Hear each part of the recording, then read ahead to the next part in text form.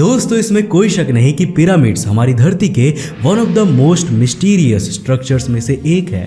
सालों तक ये हमारे प्लैनेट के टॉलेस्ट मैन मेड बिल्डिंग्स रहे हैं। गीजा के पिरामिड्स जो कि 4000 साल पहले बनाया गया था, आज भी अपनी फुल पावर के साथ खड़ा है। 21st सेंचुरी के ह्यूमंस जो कि इतने ज्यादा एडवांस हो चुके हैं, वो अब तक ये एक्सप्लेन नहीं कर पा रहे हैं कि इन स्ट्रक्चर्स को बिना बुलडोजर्स, फोर्क लिफ्ट्स और ट्रक्स के कैसे बनाया गया था। उससे भी बड़ा सवाल ये उठता है कि इन्हें बनाया क्यों गया था। आखिर इतनी ज्यादा एनर्जी और टाइम सिर्फ एक बिल्डिंग को बनाने में क्यों खर्च करना। दोस्तों इजिप्शियंस अपने खजानों के लिए जाने जाते थे, तो क्या इन मॉन्यूमेंट्स में भी हिडन चेम्बर्स हैं जहां खजानों को छुपाया गया है। इजिप्शियन काल में फैरोज हुआ करते थे जो कि वहां के किंग्स कहलाते थे। सिर्फ एक पावरफुल फैरो ही इन स्ट्रक्चर्स को बनवा सकता था, लेकिन फैरोज इन बड़े बड़े स्ट्रक्चर्स को क्यों बनवाएगा। इन पिरामिड्स को देखकर ये साफ साफ कहा जा सकता है कि ये किसी जिंदा इंसान के रहने की जगह तो नहीं थी। आज के इस वीडियो में हम हर चीज के बारे में जानने की कोशिश करेंगे, तो बने रहिए वीडियो में एंड तक मेरे साथ। तो हेलो गाइस, मैं हूं कौशिक और चलिए शुरू करते हैं आज के इस एपिसोड को। Secrets of pyramid part 1। दोस्तों ये बात कहीं पर भी छुपी नहीं है कि पिरामिड्स को रिलीजियस पर्पसेस के लिए बनाया जाता था। Ancient Egyptians one of the first civilization थी जो आफ्टर लाइफ यानी कि मरने के बाद के जीवन को मानता था। उनका मानना था कि इंसान का एक और पार्ट हमारे अंदर रहता है जिसे वो का कहते थे। जब ये फिजिकल बॉडी एक्सपायर हो जाती थी तब का एटर्नल लाइफ को एंजॉय करता था।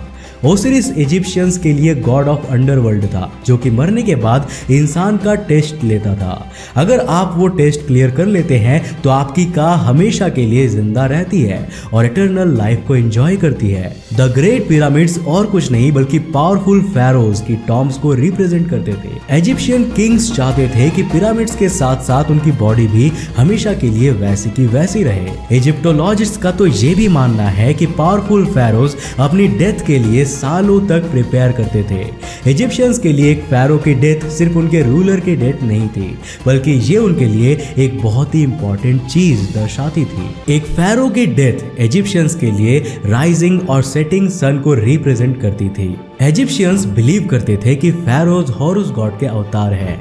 उनकी डेथ के बाद वो ओसिरिस गॉड को रिप्रेजेंट करते हैं जो कि एक तरह से डूबते हुए सूरज को रिप्रेजेंट करता है। उनकी डेथ के बाद फैरोज के सन यानी कि उनके बेटे हॉरुस के नए अवतार बन जाते हैं और उगते हुए सूरज को रिप्रेजेंट करने लगते हैं। इजिप्शियंस के लिए ये साइकिल एक कभी ना खत्म होने वाली साइकिल थी। इजिप्शियन माइथोलॉजी में हॉरुस एक बहुत ही इंपॉर्टेंट गॉड है। हॉरुस को मेजरली स्काई गॉड कहा जाता है और उसे फैल्कन बर्ड से एसोसिएट किया जाता है। आफ्टर लाइफ में भी जिंदा रहने के लिए फैरोज अपनी बॉडी को प्रिजर्व करवाते थे। इसी प्रोसेस को ममीफिकेशन कहा जाता है। दोस्तों वीडियो में आगे बढ़ने से पहले मैं आज आपको एक इंटरेस्टिंग ट्रेडिंग प्लेटफॉर्म बाइनोमो के बारे में बताऊंगा। ये दोनों ऐप स्टोर और प्ले स्टोर में अवेलेबल है। इसमें आप अलग अलग एसेट्स में ट्रेड कर सकते हो जैसे कि गूगल, एप्पल, गोल्ड और फॉरेन करेंसीज जैसे यूएस डॉलर्स और यूरो वगैरह पे भी, और आपको 90% तक का प्रॉफिट मिल सकता है। इस प्लेटफॉर्म में आपको कोई भी एसेट चुनना है और ये फोरकास्ट करना है कि उसकी वैल्यू बढ़ेगी या घटेगी। अब देखिए मैं आपको एक एग्जांपल से बताता हूं। मैं एक 700 रुपए का ट्रेडअप करता हूं कि इस एसेट की वैल्यू बढ़ेगी, और थोड़ा सा वेट करते हैं एंड यस, मेरा फोरकास्ट सही निकला। अब ये अमाउंट आप अपने बैंक अकाउंट या पेटीएम में सिर्फ 24 घंटों के अंदर विड्रॉ कर सकते हो। इसका मिनिमम डिपॉजिट सिर्फ 350 रुपए है, और हाँ, आप मेरे प्रोमो कोड का यूज कर सकते हो जिससे कि आपकी डिपॉजिट डबल हो जाएगी। यानी कि जैसे आप 400 रुपए का टॉपअप कीजिए और 800 रुपए पाइए, तो डिस्क्रिप्शन में दिए हुए मेरे लिंक से बाइनोमो को डाउनलोड कीजिए और अपने डेमो अकाउंट में 65,000 रुपए पाइए, जिससे कि आप नई ट्रेडिंग, लर्निंग स्किल्स और स्ट्रेटेजीज प्रैक्टिस कर सकते हो। जितना आप एक्सपीरियंस्ड होंगे उतनी आपकी ट्रेडिंग और अर्निंग स्किल्स और पॉसिबिलिटीज बढ़ेंगी। और साथ ही दोस्तों मैं आपको बाइनोमो के वर्ल्ड ट्रेडिंग कप के बारे में बताना चाहूंगा, जिसमें आप कंपीट करोगे बाइनोमो के हिस्ट्री की बिगेस्ट प्राइज के लिए, जिसमें विनर को जो प्राइज मिलेगा वो इनफ होगा एक ब्रांड न्यू BMW 3 सीरीज खरीदने के लिए। तो जाइए, डिस्क्रिप्शन में लिंक है, उससे रजिस्टर करिए और बाकी डिटेल्स के लिए check out the world trading cup section in Binomo platform. लेकिन हाँ फ्रेंड्स, ध्यान से ट्रेड कीजिएगा क्योंकि कोई भी ट्रेड में आपके कैपिटल को रिस्क होता है। सो फ्रेंड्स, आज ही बाइनोमो डाउनलोड कीजिए, लिंक नीचे डिस्क्रिप्शन बॉक्स में है। आई एम ए बिनो मिस्ट आर यू। ममीफिकेशन का प्रोसेस 3500 ईसा पूर्व में शुरू हुआ था। क्रिमिनल्स को छोड़कर सभी इजिप्शियंस अपना ममीफिकेशन करवा सकते थे। हालांकि उस वक्त में भी रिच पुअर स्टेटस हुआ करता था। सिर्फ फैरोज ही सबसे कॉस्टली प्रोसीजर्स करवाते थे।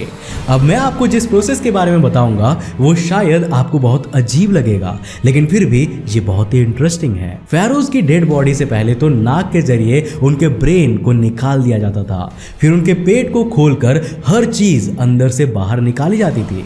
एक बार अच्छे से पेट को पूरी तरह से साफ करने के बाद उसमें बहुत सारी चीजें जैसे कि स्पाइसेस भर के उसे फिर से सील किया जाता था। अब बॉडी को अच्छे से साफ करने के बाद फिर उसे लिनेन के कपड़े में लपेट दिया जाता था। यह प्रोसेस इतना असरदार था कि 1000 साल के बाद भी उनके स्कार्स, हेयर्स, स्किन और टैटूज अच्छे से प्रिजर्व्ड है। फैरोज के ममीफिकेशन के बाद वो तैयार हो जाते थे अपने टॉम्ब्स में जाने के लिए। उन्हें पिरामिड्स में बहुत गहराई में दफनाया जाता था और इसके साथ ही उनके कुछ कीमती खजानों को भी उनके साथ दफन कर दिया जाता था, जैसे कि ज्वेलरी, डेकोरेटिव स्टैचूज और ऐसी चीजें जो आफ्टर लाइफ में उनकी हेल्प करेंगी। अब दोस्तों, हमें ये तो पता चल गया कि पिरामिड्स को बनाया क्यों जाता था, लेकिन अब जानते हैं कि इन अमेजिंग स्ट्रक्चर्स को बनाया कैसे गया था। दोस्तों, पहला और सबसे लार्जेस्ट पिरामिड फैरो खुफू ने बनवाया था।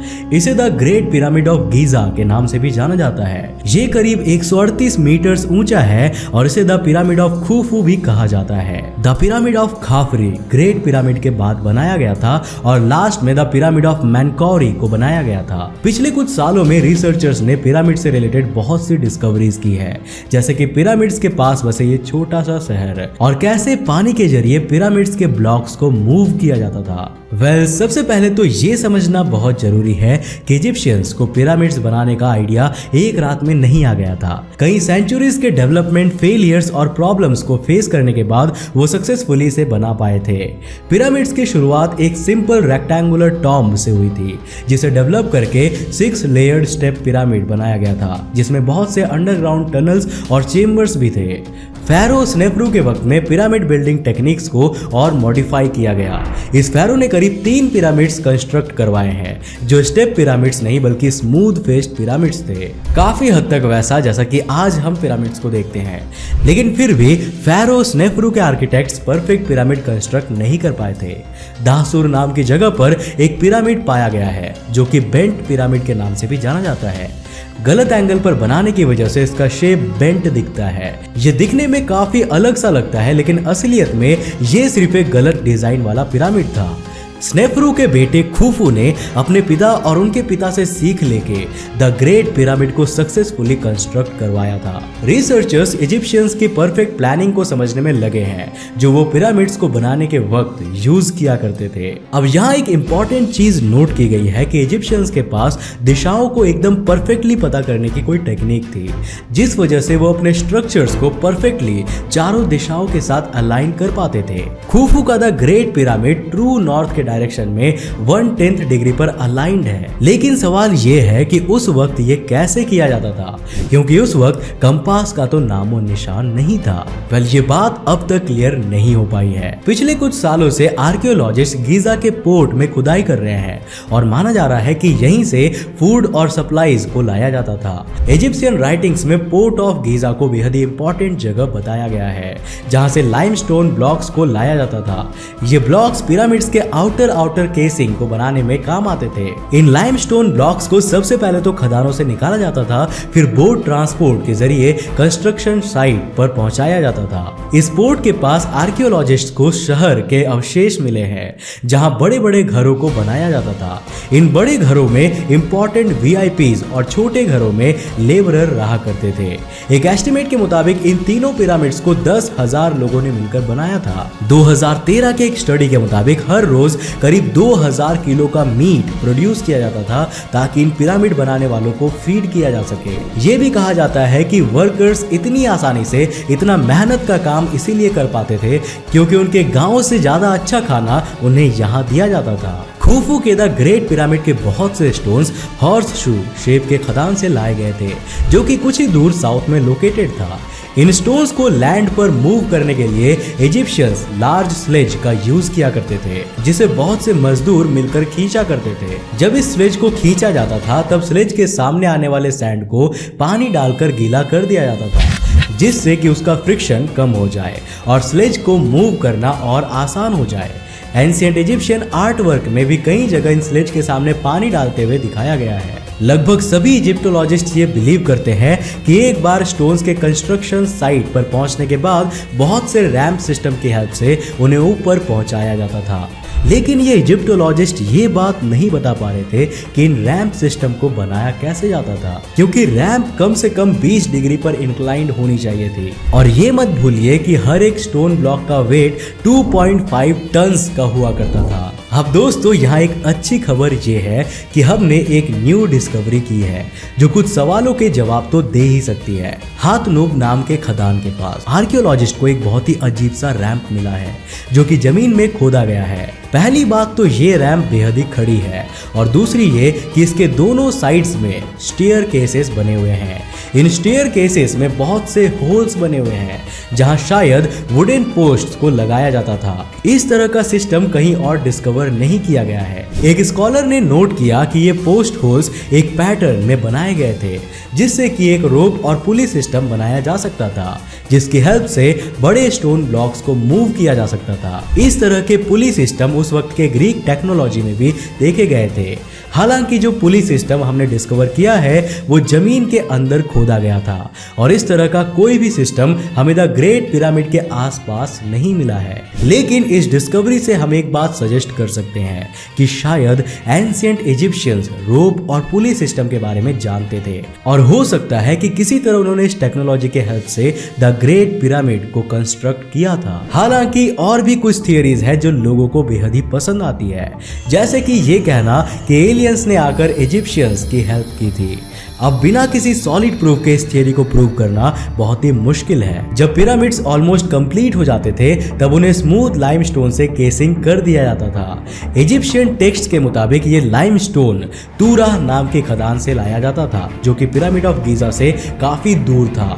इन लाइमस्टोन्स को नील रिवर की मदद से गीजा तक पहुंचाया जाता था और सिर्फ इस काम को ही करने में एक बोट ट्रिप में 4 दिनों का समय लग जाता था। अब दोस्तों पिरामिड्स के बारे में और भी बहुत सी बातें हैं जो हमने आज के इस वीडियो में नहीं जाना। कमेंट करके बताइएगा कि आपको आज का ये वीडियो कैसा लगा और सीक्रेट्स ऑफ पिरामिड्स का दूसरा पार्ट भी जल्द ही रिलीज होने वाला है, तो उस वीडियो का वेट जरूर करना। दोस्तों मुझे उम्मीद है कि आज के इस वीडियो से आपको काफी कुछ सीखने को मिला होगा। अगर मिला तो इस वीडियो को एक लाइक करने के साथ साथ अपने फ्रेंड्स और फैमिली के साथ जरूर शेयर करना। अब अगर आप नए हो इस चैनल पे तो ऐसे इंटरेस्टिंग वीडियोस को देखने के लिए इस चैनल को सब्सक्राइब करने के साथ साथ नोटिफिकेशन बेल को भी कर देना ताकि आप देख सको हमारे वीडियो सबसे पहले। तब तक के लिए बाय, जय हिंद।